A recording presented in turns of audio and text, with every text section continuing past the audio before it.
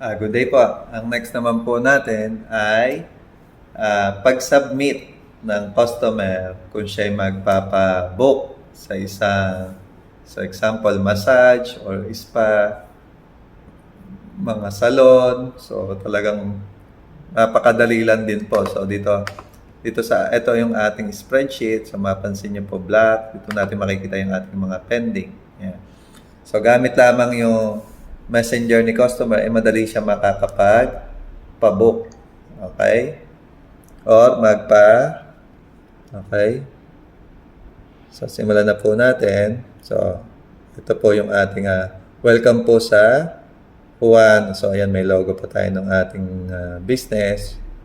Please select below ng aming services. So haircut, treatment, okay, facial, massage. So lahat po ng mga services pwede nyo pong ilagay dyan. So, example, okay, gusto po natin magpa-massage. Yan. Okay, ngayon, tinatanong naman po tayo anong klaseng massage po ang gusto natin. Okay, so full body massage. Okay. Okay, full body massage, 1 hour of blissful relaxation. So, ayan po yung pati yung price, sinabi na dyan. So, magpa-reserve na tayo. So, make reservation. Okay. Your reservation time. So, anong oras nyo po gusto? Earliest time. Call me what time pwede. So, pipili ako ng time. So, example, pipili ako ng time. Okay, select date and time. Continue lang tayo dyan. Yan. So, example, today po tayo magpapa-massage at so kung ngayon ay 12:39, magaan tayo. Example, ako ay 5 p.m. Yan. So, November 20, 5 p.m. Select po natin. Okay. So, ilan daw po yung reservation? So, pansin nyo yung mga tanong. Ito rin po yung tinatanong over the phone. So, Agapito Flores po ba ang yung name? So, yes. Okay, is this your cell phone number? Yes. Okay, please send your selfie. Yan. Okay. So, nasubmit na daw po yung ating reservation. Yan po yung ating details at yung ating reference. So, andyan din yung ating number. So, ngayon, check naman po natin kung pumasok na po ito sa ating record. So, ganun lamang po kadali. So, ayan. Kung mapansin nyo po, lumitaw na siya sa ating pending. At nakuha na natin lahat ng kanyang details. So, andyan po pati yung kanyang request na yung gusto niyang time. So, gusto niya na po ng 5 p.m. So, dito pa lang talagang kompleto na agad yung kailangan nating detalye. So, talagang wala po talagang kahirap-hirap. Sobrang tataas po talaga yung ating siyempre, dapat may maayos din tayong services. Ang system ay isang part din po ng maayos na serbisyo, may maayos na system. So, ganun lang po kayo. Kung may magsasubmit pa pong isa o dalawa, magsusunod-sunod lang po sila dyan. Kahit gano'n pa sila kadami. At makikita nyo agad yung ating pagka-first come, first serve. Thank you po. Good day po. Next naman po natin. So, try ko pa pong mag-submit ng isa pa para lang makita nyo na kapag may nag-submit pang pangalawa, ay makikita nyo magsusunod-sunod lang po sila dyan. Okay, kung sino po yung una nag-submit, siya po yung mapupunta sa unahan. Okay, kunin ko na po yung ating messenger. So, bilisan na po natin para makita natin nyo kung magdadagdag po siya. Example, facial po.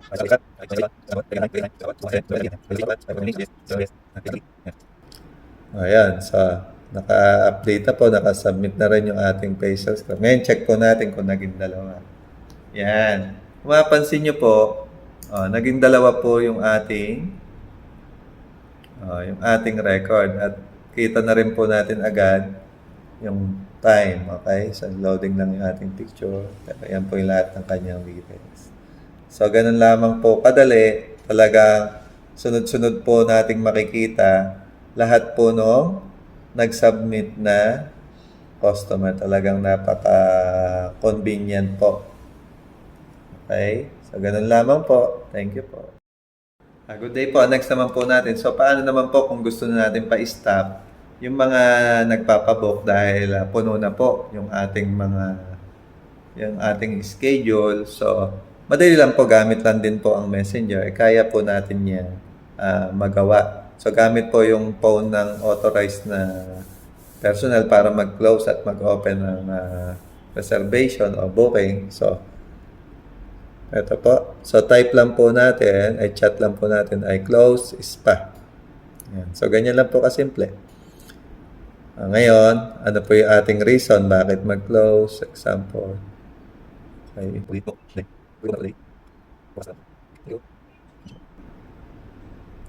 Yan. So, ganun lang po. So, naglagay lang tayong notes bakit hindi na po makapag-submit. Okay, ngayon, check natin sa ating messenger naman ni customer. Okay. Check po natin. Yan. So, mapansin nyo. Yan. So, sabi niya, close pa po. Tayo pa-check na lang po ng notes. So, ating notes. So, mapansin nyo po yung notes pareho ng ating sinulat. Good day, sir. Agapito, fully book na po today. Bukas na lang po. Thank you and pasensya na po. So, hindi na sila makakapag-submit ng kanilang reservation. Okay, so napakadali. Ngayon, what if bubuksan na ho natin ulit? So, madali lang po. Kung merong close spa, so type lang po natin ay open spa. Yan. So, na-remove na daw po. Then, kunin natin yung ating pinag-anuan na spa kanina, yung sa customer. I-check natin. Yan. So, bumukas na po siya. Yan. So, pwede na po tayong uling mag-fill up. So, ganun lang po kadali. Kaya wala pong hassle. Lahat kaya nyo agad sabihan kung fully book or close po kayo sa inyo reservation. Thank you po. Good day po. Next naman po natin. So, what if meron pong nag-submit at ito pong nag-submit ay hindi siya nag-exist or yung hindi po natin siya makontak dahil malapit na po siya sa kanyang pina-reserve na time. And yet, hindi po natin sila makakontak sa binigay nilang number at ganun din sa kanyang messenger. So, madali lang po. Okay? So, sa example, ito pong atin yung pipiliin itong nasa baba. Okay? Punta lang po tayo sa reference niya, itong 7 p.m. Click lang natin yung reference at hanapin po natin yung at click lang po natin yung button na delete submit. Okay, please review first. So, dapat magiging isa na lang po yan. Check natin yan. Pansin niyo po. So, deleted na po siya. So, ganun lamang po kadali sa pag-delete na record. Thank you po. Good day po. Next naman po natin ay paano naman po mag-verify nung nag-submit na customer para ma-verify na natin yung kanyang schedule. So, dito po sa ating pending, may isa po ritong nag-submit. Okay, so kung natin yung kanyang details. So, once na na-contact natin, so click lang natin itong reference at click natin itong green button. So, ngayon, dadalhin niya po tayo sa tab na pag-verify na kanyang schedule. Okay, so ayan po yung kanyang picture. At fill up lang po natin itong mga red na cells. So, ang napili niya po ay massage, full body massage. Okay, tapos ang duration niya ay 1 hour. So, ang service fee ay 400. Yan, so ngayon, sa location naman, so ito pa yung maganda saan natin. Okay, what if marami tayong bed? Siyempre, mahirap pong maano kung saan po natin sila po pwesto. So, madali lang po dahil meron tayong coding. So, meron po tayong 4 na bed, M101, so examples. At sa therapist name, may naka-assign na po tayo dyan. Sample yan, si Juan. Ngayon, ang kanyang piniling time. Okay, so example ay today. Gusto niya ay 5 p.m. Yan. So, yan. So, nakaayos na po. Okay, at the same time, talagang kompleto po yung detalye, napakalinaw. Okay. Pag-click po natin itong button, so pag na-erase po, meaning updated na po yung ating record. Ngayon, saan po natin makikita kung nag-update mo nga po yung kanyang reservation. So, punta tayo sa See Booking. Ayan. So, kung mapapansin nyo, siya po ay sa massage. Ayan po, makita niyo po rito. Ayan po siya, massage room 1, Agapito, 5 to 6 p.m. So, talagang kita nyo. Dito po natin makikita lahat po ng mga reservation sa bawat room at sa bawat chair. Ayan. So, talagang wala pong mahihilo na ating staff dahil talagang naka-organize po. So, ganun lamang po kadali. Thank you po. Okay, good day po. Next naman po natin. So, paano naman po kung nagbago po ang isip ng ating customer at sinabi niya na instead na 5 p.m.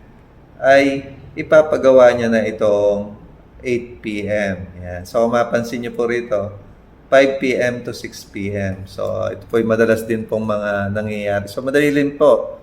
So, doon po sa manual, talagang bura-bura po tayo, ballpen. So, dito wala po.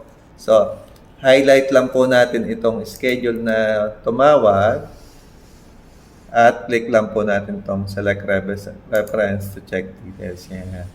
So, dadalhin niya ngayon tayo sa tab na yan.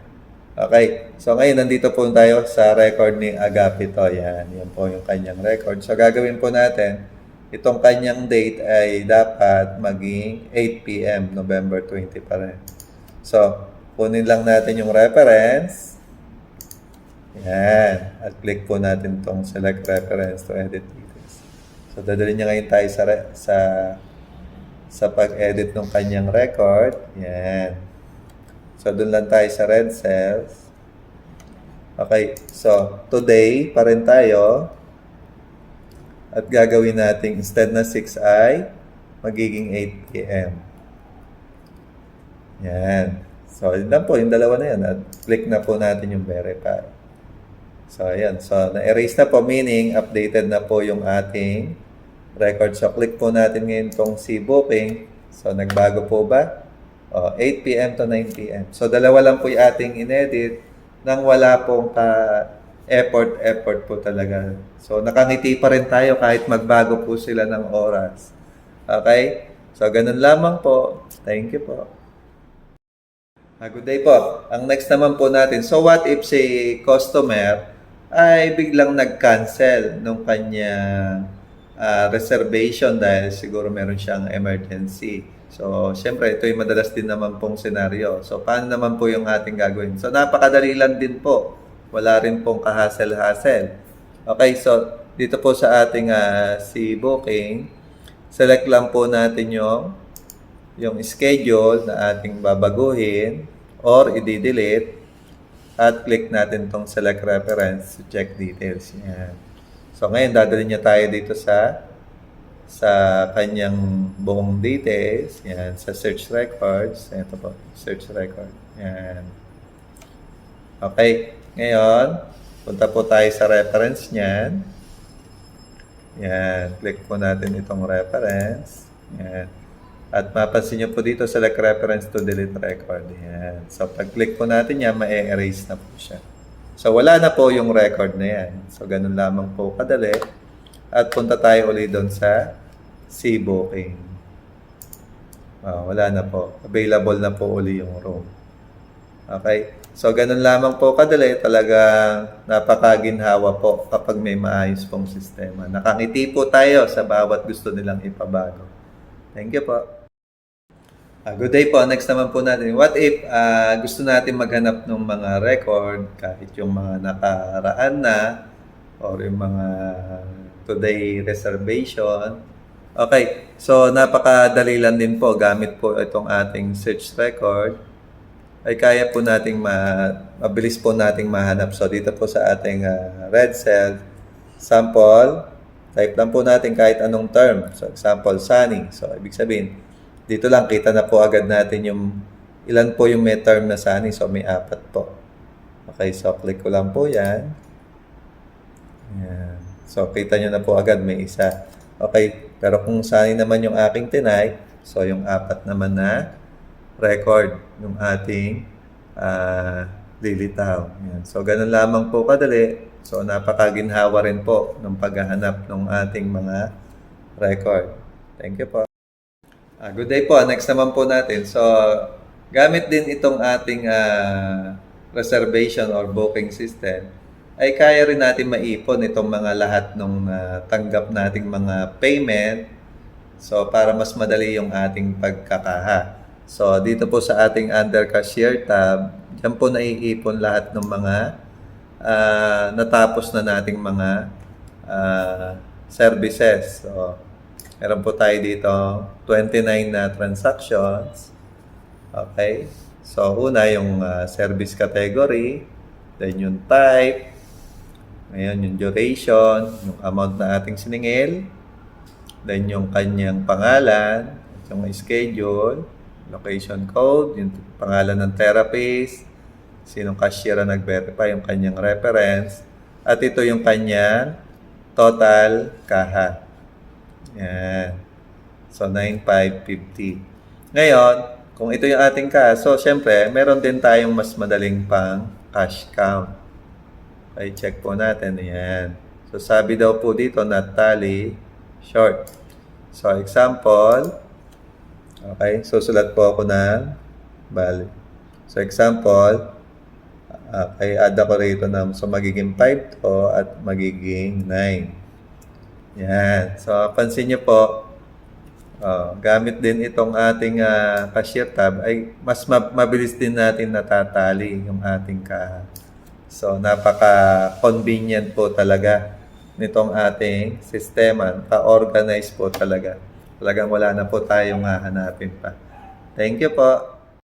Good day po. Next naman po natin. So, kung nagawa nating makita yung total ng ating kaha, at the same time, ay kaya rin natin ma-check yung mga, kung ano-ano itong mga transaction at kano siya karami. So, ibig sabihin, kaya rin nating malaman kung ilan na ba yung transaction ng bawat stop natin. Or in short, yung kanilang performance. So, mapansin nyo, dito po sa tabi ng cash, meron tayo ditong performance tab. Yan. So, dito po natin makikita, hindi lamang yung stop, kundi yung ating mga services. Sino po ba yung top notcher sa kanila? Sino yung pinakamababa? So, example dito sa ating out of 29 nating mga transaction, ang highest service category natin ay facial. Facial. So, meron siyang 12 out of 29. Massage 9. So, yun. So, may nail services, hair treatment. At ang yung amount na nung facial na 12 na services ay 4,600. So, ayan, nakikita po natin yung mga stats nila dyan. Ngayon, doon naman sa facial, ano namang type yung services yung pinakamataas. So, sa service type, ang pinakamataas natin ay full body massage. Yung second natin, facial with laser. Sa magitan nito, so nakikita agad natin yung trend ng ating shop. So, kung meron tayong mababa, so nag-iisip tayo ngayon ng paraan paano ba maibuboost to. Mamaya kulang tayo sa marketing. At ito na matataas ay talagang mas lalo natin siyang ma-maintain. Okay?